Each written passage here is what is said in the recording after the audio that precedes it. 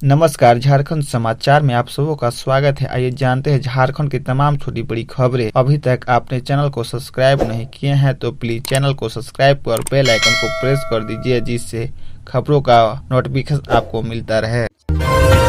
पटना से रांची और हावड़ा के लिए चलेगी वंदे भारत एक्सप्रेस। बिहार को मिलेगी 3 नई स्पीड ट्रेनें। बिहार को जल्द ही 3 नई वंदे भारत एक्सप्रेस ट्रेन शुरू होने वाली है। इनमें से एक पटना से रांची के बीच चलेगी तो दूसरी पटना से हावड़ा रूट पर चलाई जाएगी। वहीं बिहार से चलने वाली तीसरी हाई स्पीड ट्रेन का संचालन वाराणसी से हावड़ा के बीच होगा, जो कि गया होकर जाएगी। नए वंदे भारत एक्सप्रेस ट्रेनों की घोषणा इस साल के केंद्रीय बजट में हुई है। बता दें कि वंदे भारत अभी देश की सबसे तेज रफ्तार वाली ट्रेन है, जिसकी अधिकतम स्पीड 180 किलोमीटर प्रति घंटा है। केंद्रीय बजट घोषणा के अनुसार बिहार की राजधानी पटना और झारखंड की राजधानी रांची को वंदे भारत एक्सप्रेस से जोड़ा जाएगा। इन दोनों राज्यों से आने जाने वाले यात्रियों को सुविधा होगी। दोनों शहरों के बीच की दूरी घटकर महज 4 घंटे की हो जाएगी। इसके अलावा पटना से हावड़ा रूट पर भी एक वंदे भारत एक्सप्रेस ट्रेन चलाए जाने की योजना है।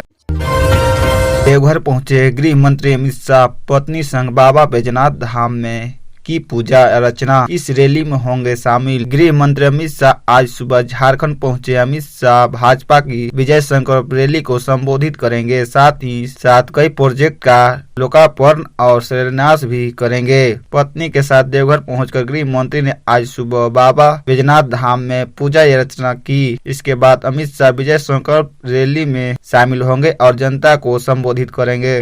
केंद्रीय गृह मंत्री अमित शाह शनिवार को झारखंड के एक दिवसीय दौरे पर विजय संकल्प रैली में शामिल होंगे और इफ्को नैनो यूरिया प्लांट का शिलान्यास करेंगे। अमित शाह झारखंड के देवघर की अपनी यात्रा के दौरान 4 अलग अलग सार्वजनिक कार्यक्रम में भाग लेंगे, जिसमें बाबा बैजनाथ मंदिर में पूजा, इफ्को नैनो यूरिया संयंत्र की आधारशिला रखना, विजय संकल्प रैली और रामकृष्ण मिशन स्कूल का शताब्दी समारोह में शामिल हुआ।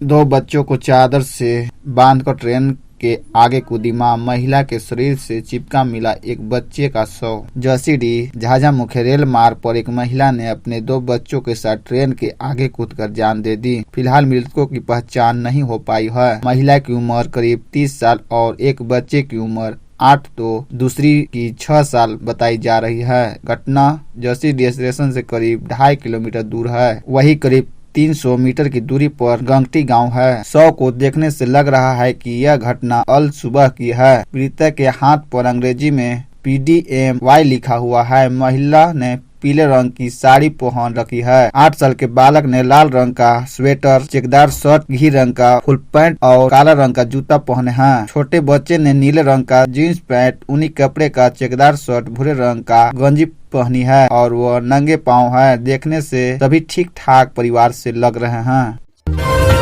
शिबू सोरेन ने झारखंड के लिए खाई थी पिता की कसम। 51 साल बाद भी सपना नहीं हो सका पूरा। झारखंड मुक्ति मोर्चा का गठन 4 फरवरी 1973 को धनबाद के गोल्फ ग्राउंड में हुआ था। प्रसिद्ध मार्क्सवादी चिंतक कॉमरेड AK राय, विनोद बिहारी महतो और शिबू सोरेन के नेतृत्व में झामुमो गठन हुआ था। झामुमो शनिवार को धनबाद में 51वां स्थापना दिवस मनाएगा, जिसमें पार्टी अध्यक्ष शिबू सोरेन, मुख्यमंत्री हेमंत सोरेन समेत सभी दिग्गज नेता इसमें शामिल होंगे। पार्टी कहां से चली थी और 51 साल के सफर में कहां तक पहुंची, इसकी समीक्षा होगी। झामुमो गठन के मौके पर ऐतिहासिक जनसभा हुई थी। इसी जनसभा में विनोद बिहारी महतो झामुमो के पहले अध्यक्ष व शिबू सोरेन महासचिव बने थे। विनोद बाबू को शिबू अपना धर्म पिता मानते थे। महासचिव बनने के बाद शिबू सोरेन ने सभा में अपने दिग्गज पिता की सौगात खाई थी कि शोषण मुक्त झारखंड के निर्माण के लिए अपनी जान लगा देंगे।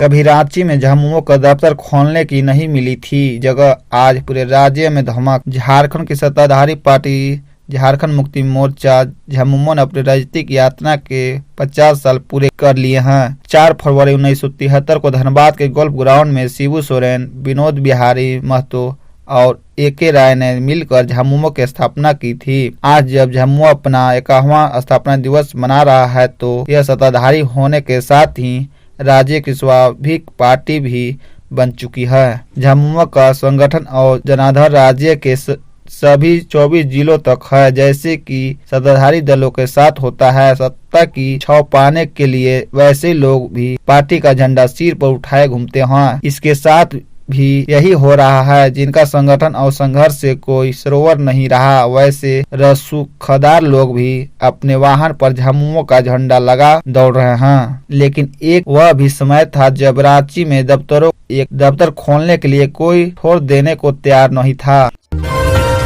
अमित शाह पर टिप्पणी मामले में राहुल गांधी को अंतरिम राहत बरकरार, अगली सुनवाई 17 फरवरी को होगी। झारखंड हाईकोर्ट के जस्टिस अंबुजनाथ की अदालत में शुक्रवार को भाजपा के तत्कालीन अध्यक्ष अमित शाह पर आपत्तिजनक टिप्पणी करने के मामले में दाखिल राहुल गांधी की याचिका पर सुनवाई हुई। सुनवाई के दौरान अदालत ने दोनों पक्षों की लिखित बहस पेश करने का निर्देश दिया है। मामले में अगली सुनवाई 17 फरवरी को होगी। हालांकि अदालत ने इस मामले में राहुल गांधी की अंतरिम राहत की अवधि बढ़ा दी है। अदालत को बताया गया कि पहले में मिली अंतरिम राहत की अवधि समाप्त हो गई है। इस पर अदालत ने उसके खिलाफ ईडी कार्रवाई पर रोक जारी रखा।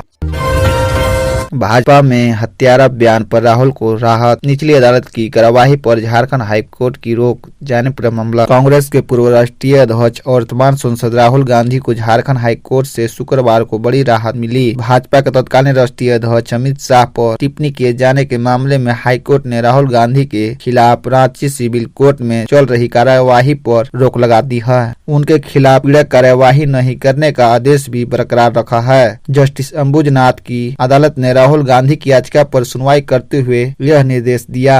सुनवाई के दौरान अदालत ने सभी पक्षों को अपना लिखित पक्ष अदालत में पेश करने का निर्देश दिया। साथ ही अगली सुनवाई की तिथि 17 फरवरी निर्धारित की। राहुल गांधी की ओर से याचिका दायर कर अदालत को बताया गया कि इस मामले में पूर्व निचली अदालत की कार्यवाही पर रोक लगा गई थी, लेकिन बाद में रोक हटा ली गई। इसके बाद रांची की निचली अदालत ने समन जारी किया था।